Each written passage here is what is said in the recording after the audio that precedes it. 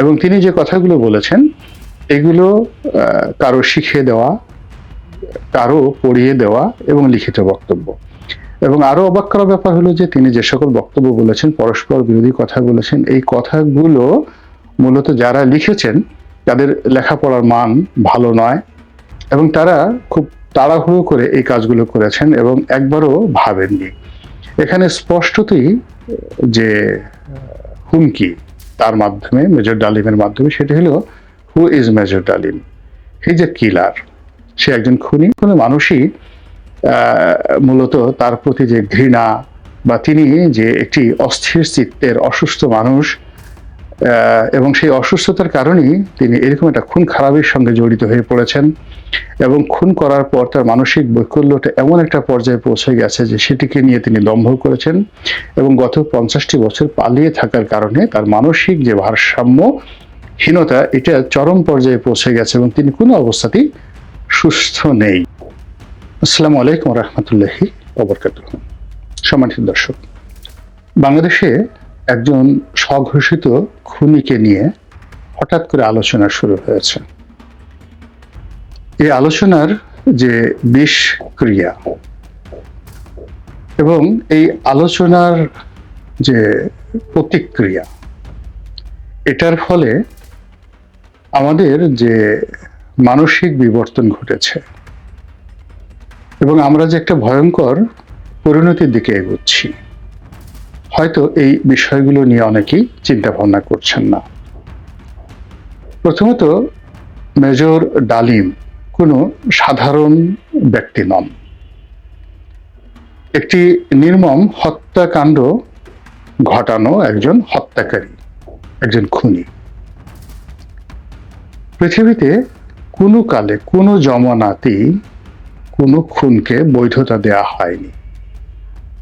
এমনকি সবচেয়ে মারাত্মক একজন অপরাধী যিনি 100টি খুন করেছেন, 1000টি খুন করেছেন, তো সেই খুনিকেও খুন করার জন্য কখনো কোনো রাষ্ট্র, কোনো সমাজ, কোনো সুস্থ বুদ্ধি বা বিবেক কোনোদিন সমর্থন জানায়নি।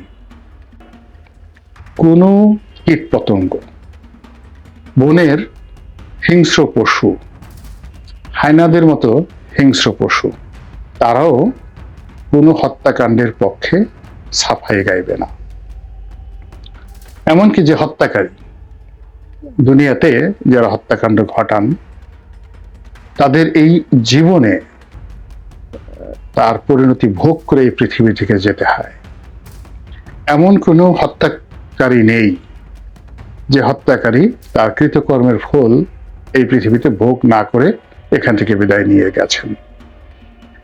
সেটা পলাশীর কাণ্ড হোক কিংবা গহীন অরণ্যে, আমাজনের কোনো গহীন অরণ্যে যে কোনো কর্মকাণ্ড হোক, প্রতিক্রিয়া ঘটবেই।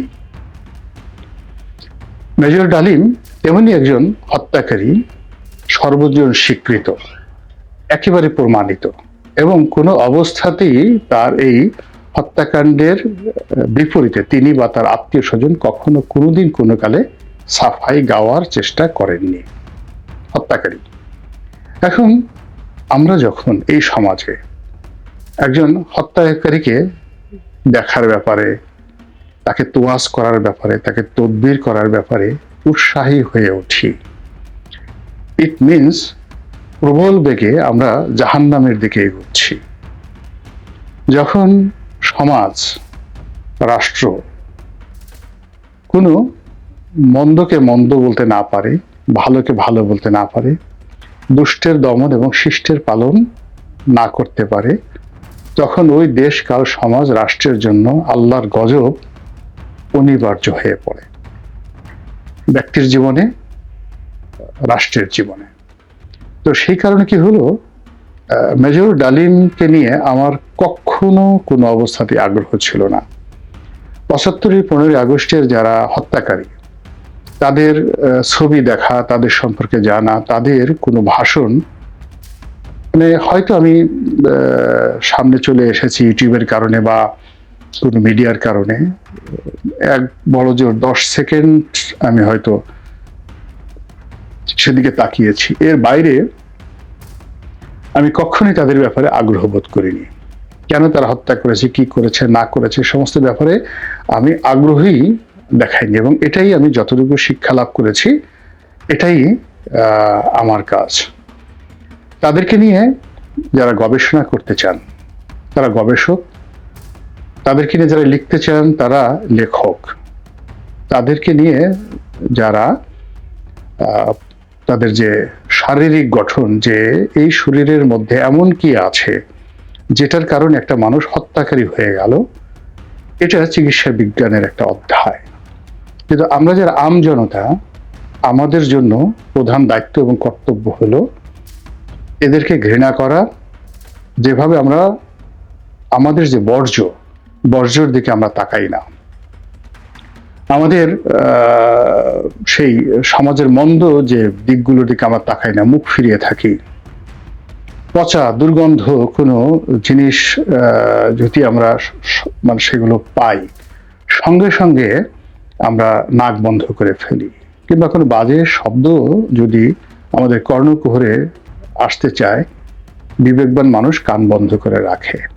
তদ্রূপ মেজর ডালিম এবং এদের মতো মানুষ যারা আছে এই সমাজে, তাদের কথা শোনা, তাদেরকে দেখা, তাদের ব্যাপারে আগ্রহ প্রকাশ করা, যদি আপনার বিশেষ কোনো উদ্দেশ্য না থাকে, অর্থাৎ গবেষণা করা, মানুষকে ভবিষ্যতে তাদের কুকর্মের ব্যাপারে সতর্ক করা, সচেতন করা, এইগুলো বিষয় যদি না থাকে, তাহলে বাকি আপনি যা কিছুই করবেন পুরোটাই আপনার জন্য একটা মানসিক বৈকল্য ডেকে নিয়ে আসবে, খারাপ পরিণতি ডেকে নিয়ে আসবে, এবং আপনি নিজেও পাপের ভাগীদার হবেন।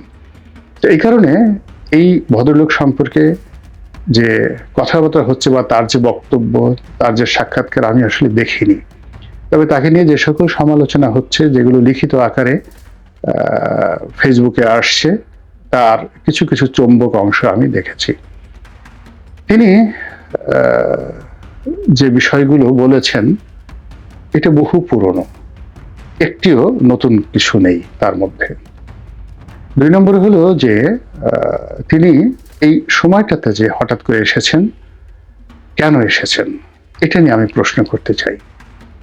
দ্বিতীয়ত যে ঘটনা, সেটা হলো যে তিনি আসল না নকল, এটা নিয়ে আওয়ামী লীগের যারা লোকজন খুব বিতর্ক করছে, এটা তাদের নির্বুদ্ধিতা।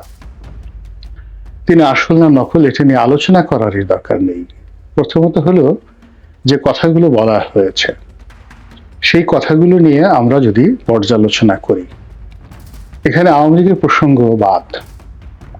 প্রসঙ্গবাদ, বঙ্গবন্ধু হত্যাকাণ্ডের প্রসঙ্গবাদ, এটি নিয়ে বহু গবেষণা হয়েছে, আন্তর্জাতিক অঙ্গনে বহু কিছু রচিত হয়েছে।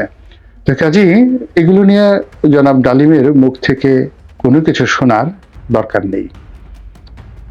যে বিষয়টি এই মুহূর্তে আমাদেরকে ভয় ধরিয়ে দিয়েছে, সেটা হলো এই ভদ্রলোক, জীবিত খুনি, তার মাধ্যমে বিএনপিকে টার্গেট করা হয়েছে, এবং বেগম জিয়া এবং জনাব শহীদ প্রেসিডেন্ট জিয়াউর রহমান তাদের চরিত্রে কালিমা লেপনের চেষ্টা করে তাদের এই মুহূর্তে যে রাজনৈতিক সম্ভাবনা, সেই সম্ভাবনা নষ্ট করে বিএনপির সঙ্গে এই সমাজের অন্যান্য যে বিএনপির প্রতিপক্ষ এই মুহূর্তে আছে, তাদের সঙ্গে একটা মুখোমুখি সংঘাত বাঁধিয়ে দেওয়ার চেষ্টা হচ্ছে, যেটিকে ফেতনা বলতে পারেন, ফ্যাসাদ বলতে পারেন। এরপর যে বক্তব্যটি, সেটি হলো সেখানে তিনি বঙ্গবন্ধু নিয়ে, আওয়ামী লীগ নিয়ে, শেখ হাসিনা নিয়ে যা কিছু বলেছেন, এমনি এই বিষয়গুলো নিয়ে মানুষের আগ্রহ নেই। কারণে যে এখন আওয়ামী লীগ আউস্টেড, শেখ হাসিনা আউস্টেড, মানে উচ্ছেদ করা হয়েছে। কোথাও এদের পক্ষে আপনি 10টা গালি দিলেও, মানে এদের বিপক্ষে 10টা গালি দিলেও কেউ আপনাকে কিছু বলবে না। আবার এদের পক্ষে যদি আপনি বলেন, তা নিয়েও মানুষের কোনো মাথায় ব্যথা নেই। যে এটাকে মনে করছে অনেকে, আওয়ামী লীগ এই মুহূর্তে মনে করছে যে এটা একটা অ্যাবান্ডেন্ট, নিষিদ্ধ একটা দল, শেখ হাসিনা আগামীতে রাজনীতিতে ফিরে আসবে, সেটা ভিন্নতর একটা প্রসঙ্গ। তো কাজেই তাকে টার্গেট করে কিন্তু মেজর ডালিমকে যারা এনেছেন, প্রযোজনা করেছেন, এটার পিছনে অর্থ ব্যয় করেছেন, উনি তো এমনি এমনি আসেননি। যেখানে গত 50টি বছর তাকে দেখা যায়নি এবং প্রাণ ভয়ে তিনি পালিয়ে বেরিয়েছেন, তার এই জীবন এতটা অভিশপ্ত যে তিনি তার আপন আত্মীয় স্বজনের দ্বারা লাঞ্ছিত হয়েছেন, অপমানিত হয়েছেন, অনেকের দ্বারা জুতা পিটার শিকার হয়েছেন, একেবারে রক্তের আত্মীয় দ্বারা। তো সেই মানুষটি হঠাৎ করে এই প্রদীপের পাদপীঠে চলে এলেন। তিনি ইচ্ছা করে আসেননি, এ সাহস তার হওয়ার কথা নয়। তাকে সাহস যোগানো হয়েছে, তাকে নিরাপত্তা দেওয়া হয়েছে, তাকে আশ্বাস দেওয়া হয়েছে, এবং এটার জন্য একটা চক্র কাজ করছে। তো আমরা তিনি আসল না নকল সেই কথাগুলো না বলে যে কথাগুলো আমরা বলতে চাই সেটা হলো যে তিনি যে কথাগুলো বলেছেন সেই কথা প্রথমত পরস্পর বিরোধী, এবং তিনি একই সঙ্গে বঙ্গবন্ধুর প্রশংসা করেছেন, আবার একই সঙ্গে তার স্ত্রীর অপহরণ নিয়ে কথা বলেছেন, একই সঙ্গে বঙ্গবন্ধু তাকে চাচা ডেকেছেন, আবার সেই চাচা তিনি পাকিস্তানের হাতে ধরা দিয়েছেন, আবার মুক্তিযুদ্ধের সময় সেই চাচাকে তিনি খুন করা, অর্থাৎ চাচা হয়েছেন মুক্তিযুদ্ধের পরে, আর মুক্তিযুদ্ধের আগে তিনি সেনাবাহিনীতে যখন কর্মরত ছিলেন এবং যখন মুক্তিযুদ্ধ হয় তখন তিনি চাচাকে হত্যা করার ব্যাপারে তখন থেকে তিনি সিদ্ধান্ত নিয়েছেন।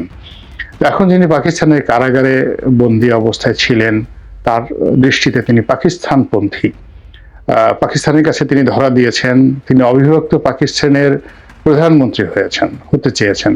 তো অবিভক্ত পাকিস্তানের যিনি প্রধানমন্ত্রী হতে চান এবং পাকিস্তানের সরকারের উপর তার এতটা প্রভাব যে তিনি পাকিস্তানের সরকারকে হুকুম করেছেন যে আমাকে গ্রেপ্তার করে নিয়ে যান, এবং তাকে সেখানে রাজকীয় মেহমান হিসেবে গ্রেপ্তার করে নিয়ে গেছে। এবং তার এত ক্ষমতা, বঙ্গবন্ধুর এত ক্ষমতা যে তিনি তার পরিবারের যে নিরাপত্তা, সেই নিরাপত্তার ভার তিনি দিয়ে দিয়েছেন পাকিস্তান সেনাবাহিনীর হাতে। এটা হলো তার বক্তব্যের একটি অংশ। তো এটা যদি সত্যি হয় তাহলে তিনি ভারতের দালাল হবেন কি করে? তিনি তো আইএসআই এর দালাল হবেন, তিনি তো পাকিস্তানের দালাল হবেন, ভুট্টোর দালাল হবেন, কিন্তু কোনো অবস্থাতেই ভারতের দালাল হবেন না ওই সময়টিতে। তো কাজেই তার এই যে বিপরীতমুখী বক্তব্য, এটি শোনার রুচিও নেই এবং এটি নিয়ে আলোচনা না করার কিছু নেই। যে কোনো মানুষই মূলত তার প্রতি যে ঘৃণা বা তিনি যে একটি অস্থির চিত্তের অসুস্থ মানুষ, এবং সেই অসুস্থতার কারণেই তিনি এরকম একটা খুন খারাপের সঙ্গে জড়িত হয়ে পড়েছেন, এবং খুন করার পর তার মানসিক বৈকল্যটা এমন একটা পর্যায়ে পৌঁছে গেছে যে সেটিকে নিয়ে তিনি দম্ভ করেছেন, এবং গত 50টি বছর পালিয়ে থাকার কারণে তার মানসিক যে ভারসাম্যহীনতা এটা চরম পর্যায়ে পৌঁছে গেছে, এবং তিনি কোনো অবস্থাতেই সুস্থ নেই। এবং তিনি যে কথাগুলো বলেছেন এগুলো কারো শিখিয়ে দেওয়া, কারো পড়িয়ে দেওয়া এবং লিখিত বক্তব্য। এবং আরো অবাক করার ব্যাপার হলো যে তিনি যে সকল বক্তব্য বলেছেন, পরস্পর বিরোধী কথা বলেছেন, এই কথাগুলো মূলত যারা লিখেছেন তাদের লেখাপড়ার মান ভালো নয়, এবং তারা খুব তাড়াহুড়ো করে এই কাজগুলো করেছেন এবং একবারও ভাবেননি। এখানে স্পষ্টতই যে হুমকি তার মাধ্যমে, মেজর ডালিমের মাধ্যমে, সেটা হলো হু ইজ মেজর ডালিম? হি ইজ এ কিলার, সে একজন খুনি, এবং সে একজন প্রেসিডেন্টকে খুন করেছেন, আর একজন প্রেসিডেন্টকে খুন করার জন্য তিনি চেষ্টা করেছেন, জিয়াউর রহমান সাহেবকে। এবং এই খুনের ঘটনা যখন জানাজানি হয়ে গেল তখন সেনাবাহিনী, পুলিশ বাহিনী এবং সমস্ত এজেন্সি যখন তাকে গ্রেপ্তার করার জন্য সর্বোচ্চ চেষ্টা করলো তখন তিনি প্রাণ ভয়ে পালালেন, অথচ তার পালানোর কথা নয়। তো এই যে তার যে অবস্থা, সেই অবস্থায় যে তিনি দুজন প্রেসিডেন্টকে হত্যা করার চেষ্টা করেছেন এবং একটা সফল হয়েছেন আর একটাতে হননি। এখন এই বৃদ্ধ বয়সে তিনি কি আরেকটি হত্যাকাণ্ড করতে চান? সেটা কাকে? এখন শেখ হাসিনা তো দিল্লিতে, তিনি তো দিল্লিতে গিয়ে শেখ হাসিনাকে খুন করতে পারবেন না। এখন কাকে তিনি খুন করতে পারেন বা কাকে তিনি ভয় দেখাতে পারেন এই মুহূর্তে? সেটা যে বিএনপিকে ভয় দেখাচ্ছেন, তারেক রহমান সাহেবকে ভয় দেখাচ্ছেন, বেগম জিয়াকে ভয় দেখাচ্ছেন, এটি একেবারে স্পষ্ট, একেবারে স্পষ্ট। এর কারণেই তিনি ঘুরে ফিরে বেগম জিয়ার এবং শহীদ প্রেসিডেন্ট জিয়াউর রহমানের বদনাম করার চেষ্টা করছেন। তো এই যে কনস্পিরেসিটি বা এই চক্রান্তটি, এই ষড়যন্ত্রটি যারা কর্তা ব্যক্তি রয়েছেন তারা কগনিজেন্সি নেবেন, বুঝবেন, এবং সেইভাবে যদি প্রস্তুতি থাকে তাহলে একজন খুনি নয়, লক্ষ খুনি বহু অ্যাঙ্গেল থেকে চেষ্টা করেও একজন বীরের প্রাণ হরণ করতে পারবে না। মহান আল্লাহ আমাদের সবাইকে হেদায়েত দান করুন এবং হেফাজত করুন। আসসালামু আলাইকুম ওয়া রাহমাতুল্লাহি ওয়া বারাকাতুহু।